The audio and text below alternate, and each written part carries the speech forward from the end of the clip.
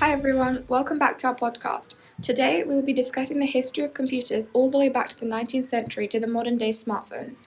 I'm Trisha. I'm Ayushi. And I'm Connie. The origins of the computer stems from a man named Charles Babbage, an English mathematician, inventor, and mechanical engineer, who is often referred to as the father of the computer because he designed something called the analytic engine.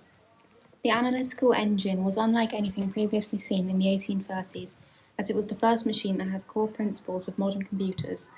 It could take in inputs, process them, and release outputs. The analytical engine incorporated an arithmetic logic unit, control flow in the form of conditional branching and loops, and integrated memory, making it the first design for a general-purpose computer that has essentially the same features as those which we see now in a Harvard or von Neumann architecture. This is very ahead of his time and revolutionary in the steps towards the modern computer. Of course, when talking about Babbage, we have to mention Ada Lovelace, the first computer programmer. She wrote algorithms specifically for Babbage's machine, making her a key figure in the history of computers as well.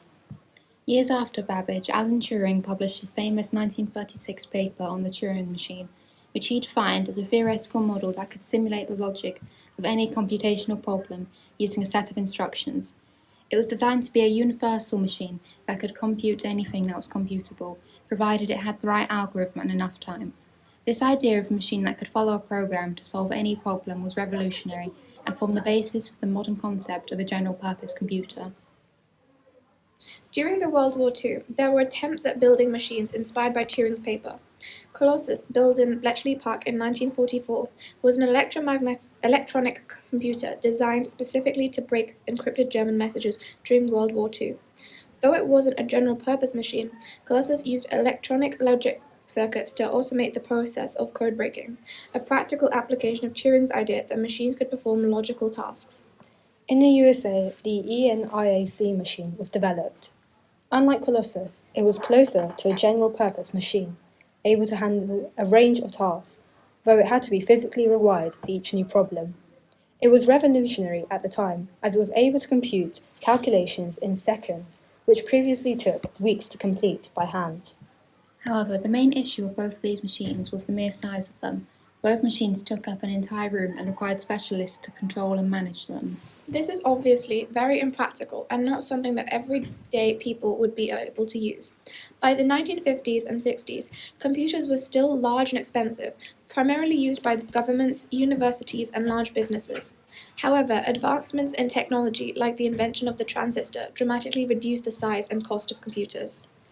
The term personal computer emerged in the 1970s, and computers began to shift from being primarily used by researchers and corporations by everyday people.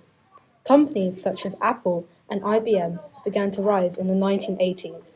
Within 1984, the famous Apple Macintosh was introduced, which was the first commercially successful computer to incorporate a GUI and a mouse, making computing more intuitive and user-friendly. This breakthrough opened up computing to a broader audience, further accelerating the adoption of personal computers.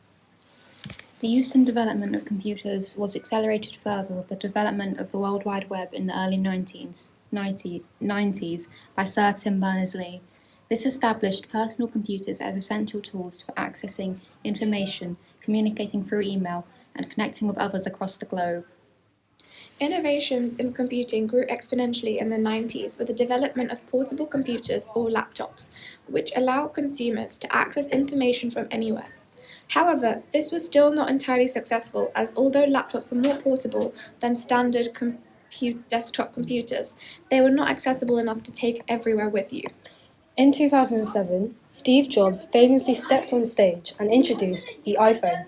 He called it a device which combined three products: a phone, a widescreen iPod with touch controls, and a breakthrough internet communications device with desktop-class email, web browsing, searching, and maps. The iPhone revolutionized our relationship with technology today. Its touchscreen enabled its accessibility and made it very user-friendly, bringing the power of a personal computer to the palm of your hand, making tasks like checking emails, browsing the web, and even creating documents something you could do on the go. Today, our current phones are even smaller and lighter than the initial iPhone was. And we have laptops and desktop computers twice as powerful as the machines we've seen in perhaps just a few years, which clearly shows just how fast technology is growing. Commercially, statistics show in 1985 the number of households in the UK who owned a computer was only 13%. However, by 2000 this had risen to nearly 50%, and now in present day at 88%. Thank you so much for listening to this week's podcast. If you have any questions or suggestions for future videos, please leave a comment down below. We hope you enjoyed it. Thank you. Bye.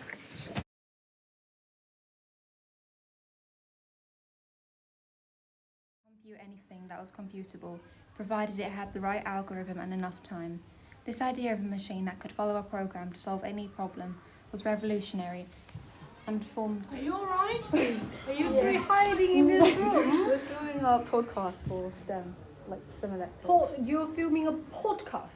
Podcast require talking, yeah? We So were is this your talking. script? Yeah. Oh wow, so you filming, you talking? No, we're all talking. Oh, But okay. this is recorded. Okay, are you still recording? Because I need to stop talking. Right. That's fine.